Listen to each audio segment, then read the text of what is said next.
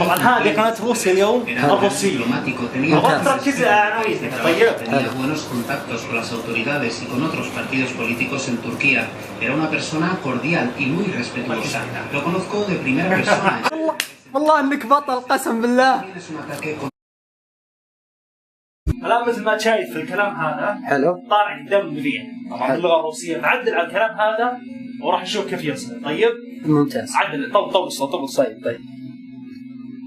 Con Irán, el Ministerio de Exteriores del país ha pedido a la misión diplomática de Irán abandonar el país durante las próximas 48 horas.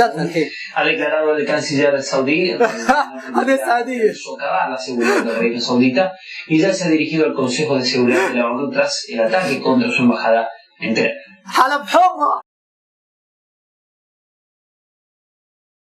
كل اللي راح هذا ولا شيء. الآن جاء الشيء المهم. وحش. وأنا كسعودي وكعربي لازم أحفظ. ونعم والله. ونعم. Hemos dado la orden de reforzar la seguridad de todos los edificios turcos en Rusia. Asimismo, esperamos que la parte turca haga lo mismo. الله عليه.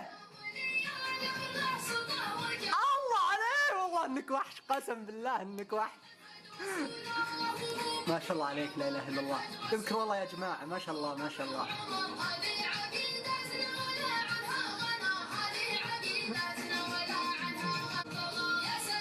ايوه